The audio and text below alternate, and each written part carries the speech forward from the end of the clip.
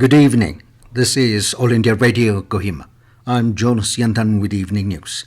The headlines. Lok Sabha Speaker Om Birla says youth has been behind all the major changes that has taken place in the world. Supreme Court nudges Centre to proactively facilitate in lifting suspension of the All India Football Federation by FIFA. Advisor for Horticulture and Border Affairs Madan Yantan says government is giving special focus on agriculture and allied activities.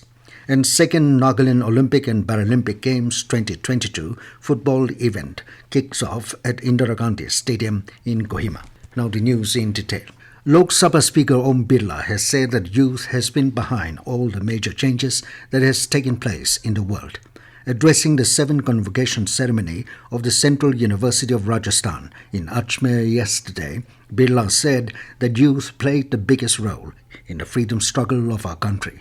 He asserted that the biggest asset of any country are the youth, as they have within them the potential and energy for positive change.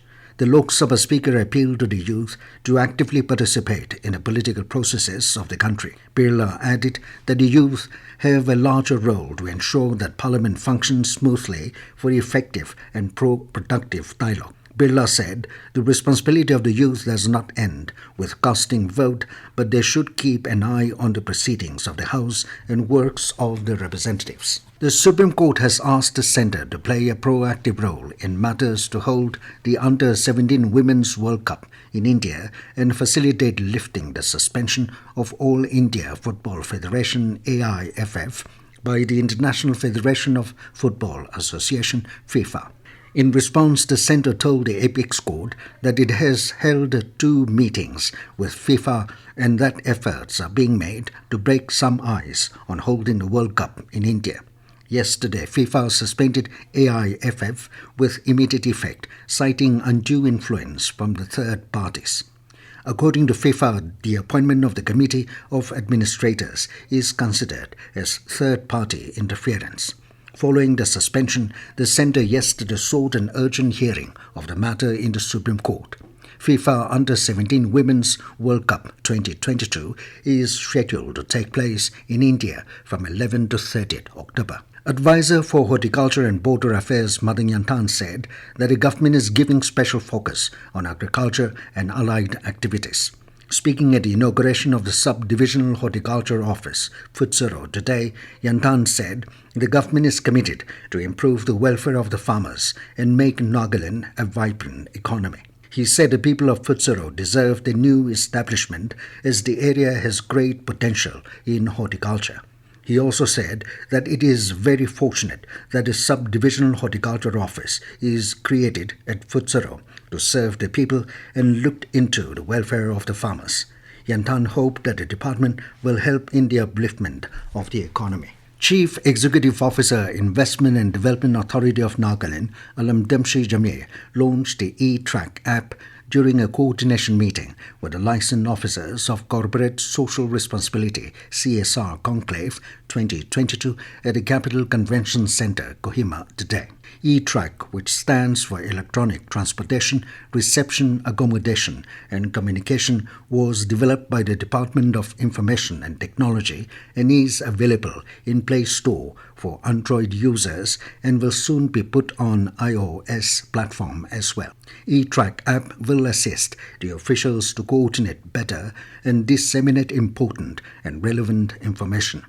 The app is being used for the first time for the CSR Conclave 2022 to be held from 22nd to 24th August. Union Agriculture and Farmers Welfare Minister Narendra Singh Tomar said that the government is working to increase the application of technology in the agriculture sector and develop infrastructure in each village. He said this will create employment opportunities in the agriculture sector and attract educated youth.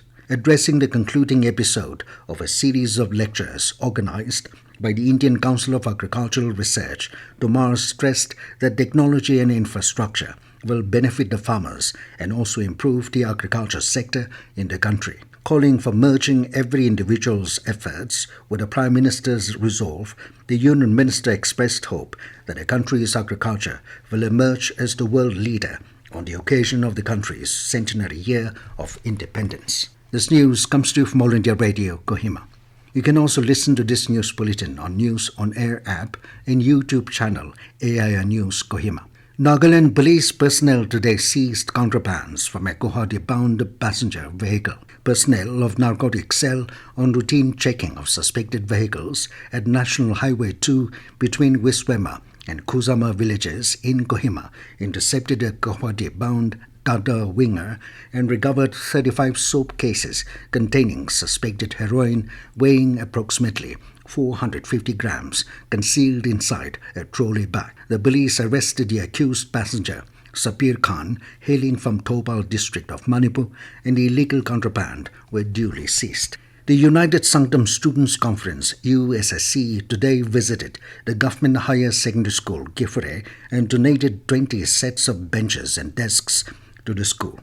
Leading the team, USSC executive member Aketo encouraged the school faculty to take extra effort to accommodate more than the limited students. He also assured all possible help from the Students' Union for the welfare of the students. Senior principal of the school, Yukendra Bal Singh, also appreciated the USSC for providing furniture, which is a much-felt need of the institution. The principal, while highlighting the plight of the institution, said there are more than 161 students admitted in the school, which is above the capacity of the classrooms. Detection of 10 new COVID-19 cases has added Nagaland's COVID tally to 35,883. 5 of the new cases were reported from Dimapur, while 4 cases were reported in Kohima and 1 in Mon. The state also recorded 8 recoveries, 3 from Mon, 2 each in Longleng and Mokokchung, and 1 from Dimapur. The state's active caseload stands at 30. The second Nagaland Olympic and Paralympic Games 2022 football event kicked off at Indira Gandhi Stadium in Kohima today.